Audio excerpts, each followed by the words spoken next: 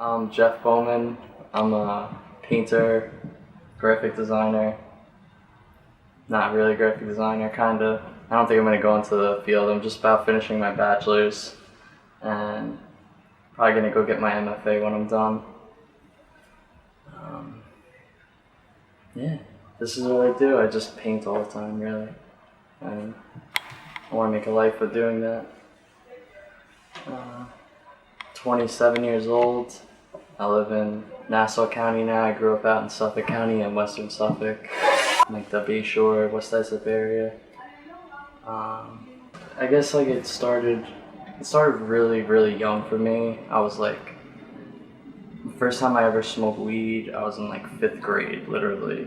First time I ever sniffed coke, I was in 6th grade. So what does that make you, like 12 years old, like 11? Like I was like, really, it wasn't like I grew up in a bad area. It wasn't like, it was the people I was hanging out with. I was hanging out with all older people.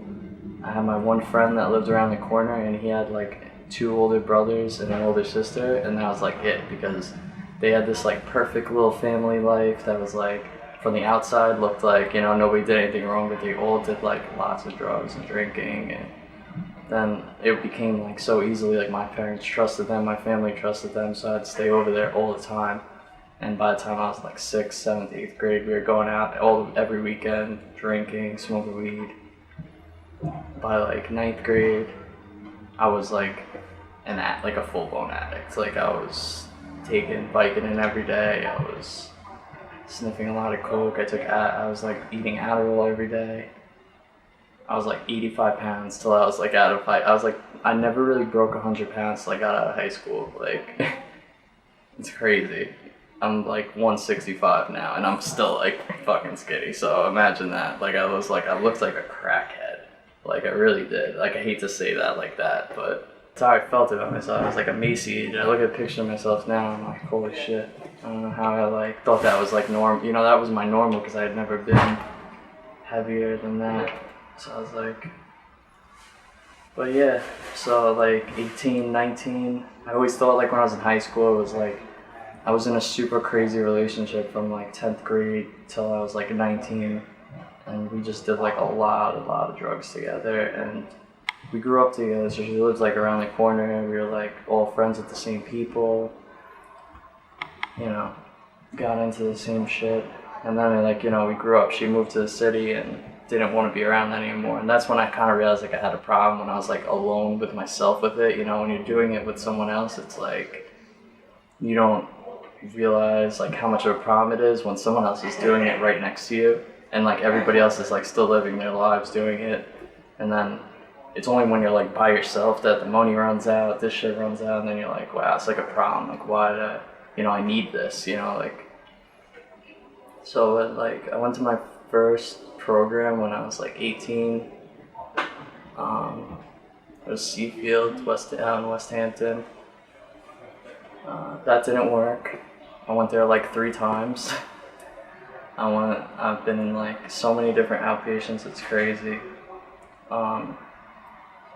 Honestly, what really like helped me I feel like saved my life was Suboxone, and I know it's like a taboo subject, like a lot of people in recovery are like, oh, you're not clean if you're on Suboxone, this and that, but like it's so different because there's a stigma around it, because a lot of people abuse it, a lot of people like misuse it, but I've always taken it as prescribed. When I started, they probably started me on a way higher milligram dosage than I needed to be on, so I'm still on it. I take like 3 milligrams a day. I started on 16 milligrams, and it really, honestly, the way I got actually clean the first time was like, I had got clean for like stretches of like 60 days, 90 days, but never more than like around 3 months. I had lived in a sober house even for 3 months at one point. Like that was like a low. Like I got kicked out of my parents' house when I was 19. I had nowhere to live or go. I'd crashed. I had just moved back from Florida. I moved to Florida. That was a disaster. Tried to like run away from the shit, I went and lived with like these girls who actually, my ex who I lived with in Florida just passed away in December. Yeah, that shit is crazy. I came back, I was all depressed and stuff, and I like crashed my car. I overdosed in my car, and I crashed my car, and like a tree like went through my car. It was just like such a weird wake up call. And like my parents were like, "You're not coming home. Like you have to find somewhere to go. Like you have to get help. You have to find somewhere to go." And I went to Mercy New Hope. It's like a program out in Nassau. It's like a crisis center, like between like if you don't need to get detox, between like your bed date at rehab. Stayed there for like a week, and then I left voluntarily because I found someone that was gonna let me into the sober house. So I was like, still in that addict mind state. I didn't want to be in rehab. Like I knew I needed help, but I didn't want to be there. So I was like, oh, I'll do it on the outside. And I stayed in the sober house, and things were good for a while.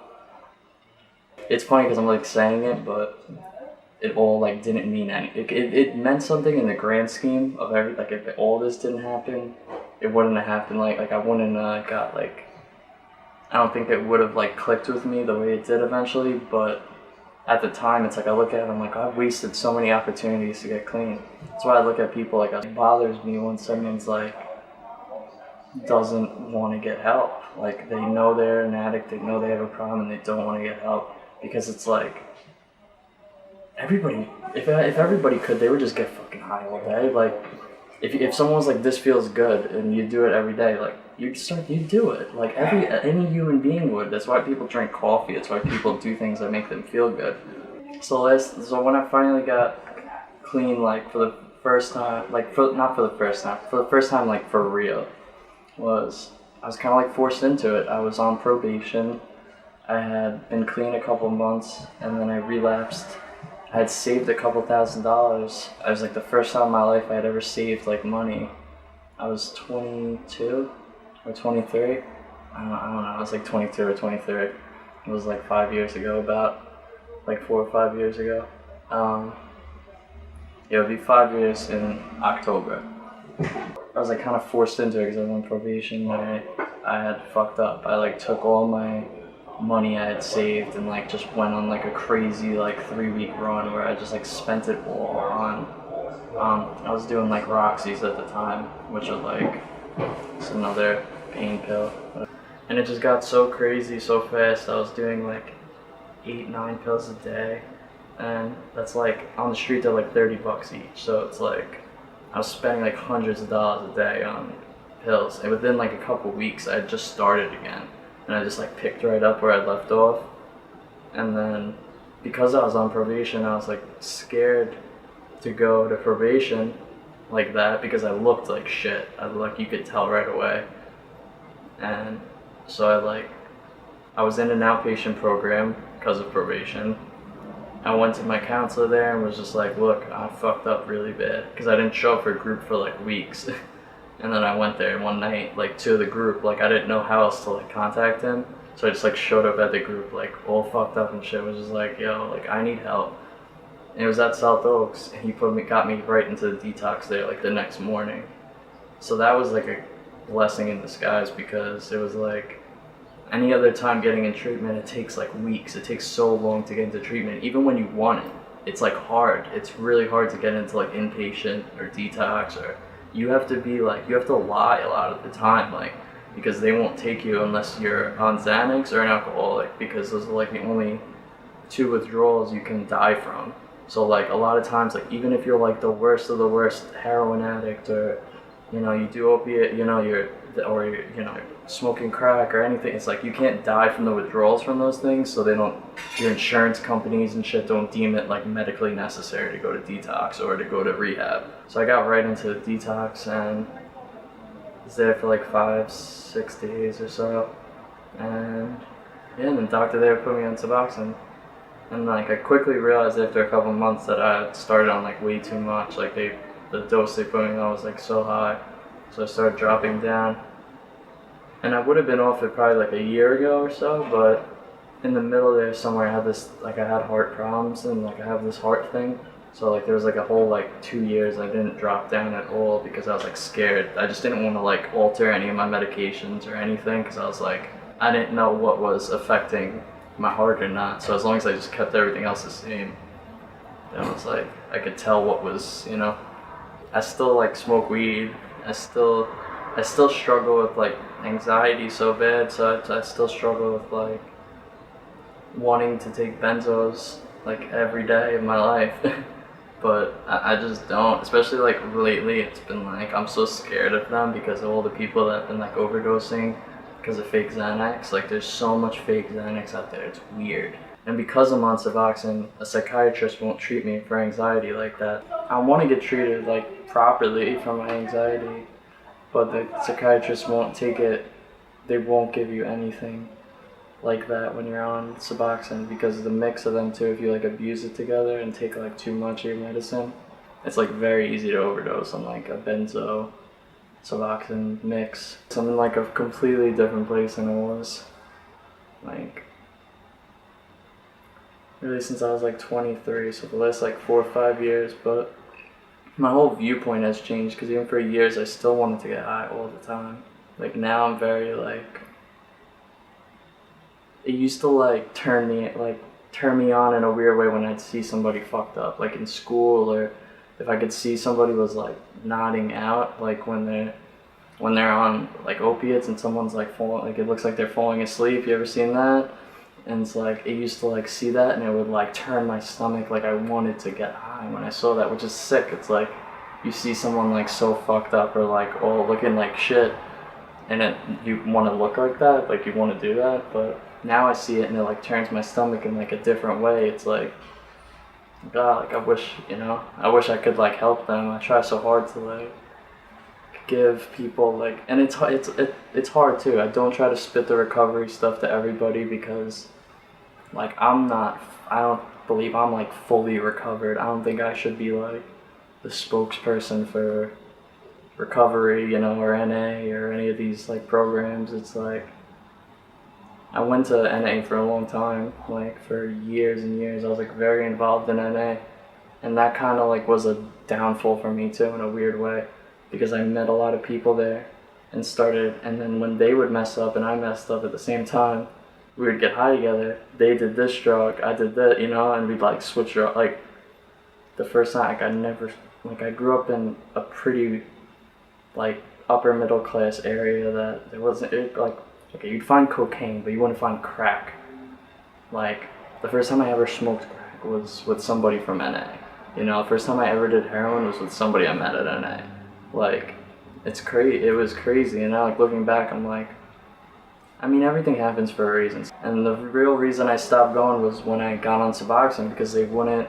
A lot of people at meetings and a lot of like places in general wouldn't like accept my clean time as clean time because I was on Suboxone. Even though I did stop, like I'd stopped smoking weed, I had stopped everything, but I was on the medication that the doctor was giving me, taking it as prescribed.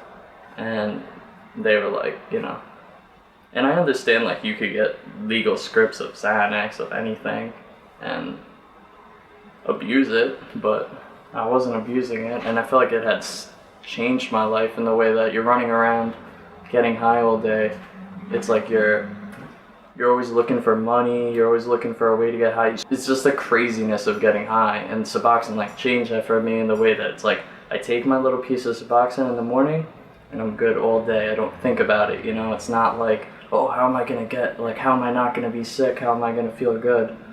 Like I don't like take it to feel good, It's just like built in my daily routine, but not like consuming my life, Like my life doesn't revolve around Suboxone where like, and it happened so quick within a couple months. Like after a couple months of taking it, I was like, I was very like, I could see the change in my life. I had gained like 20-30 pounds. I was just like staying home all the time. Like at the time I was like, oh, I'm being antisocial, but like that's what really saved my life was like just sitting, like not being around people and like just doing me. I finished my degree at Suffolk. I went back to school to get my bachelor's, and yeah, life just went on.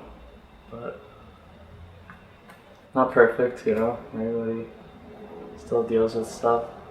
My ex honestly was like a big part of me getting clean, just because she was very responsible. Like her mom died when she was 14, so she like really picked up like a shitload of responsibility really young, we met when I was 21, and I was like in and out of all these programs, and like, and I just like saw the way she was and the way she lived, and it was like normal, you know, like I was like somewhere like I could live normal, like I knew she struggled with things and stuff, but like she didn't like get high to deal with it. And then like I got kind of antisocial, but for the better, really. Like a lot of people, most of the people I cut out of my life and stopped talking to, and like I was just always with her, was a good thing, because I was just getting high with most of them. Or if I wasn't getting high, I was like in that lifestyle with them, you know, where it's like I was putting myself around situations like that. But you can't, like, you can never force somebody to get clean. The only thing is I'd say is like I try to push people to getting into that like first program, because it's like you get this seed planted in your head that like it's wrong, that it's not, that you can live, because you realize after being an inpatient or something for like a week, a month, you know, you're like, wow, I can live without getting high. I just did for weeks. Like I haven't had drugs, and they plant this seed in your head. So then it's like since I was 18, I never had fun getting high, because I was like, every time I'd get high, I'd hear like people saying shit from NA. You know, I'd hear all this shit in my head, like, and I knew it was wrong. I knew I didn't have to live like that, and I was choosing to. So it became different. Once you know, you can't not know. So it's like getting into that first program, like going to a first meeting, going into an outpatient or an inpatient program for the first time. Like even if it doesn't work for you that first time, it'll plant that seed in your head that you like want to keep going back. Like some people go to rehab, get it the first time, you know, go to any kind of program or meeting, and like they get it like right away, and they get clean and never touch it again. But my experience from most people I've seen is they go to multiple inpatients, multiple outpatients. It takes them years to finally like be done with it.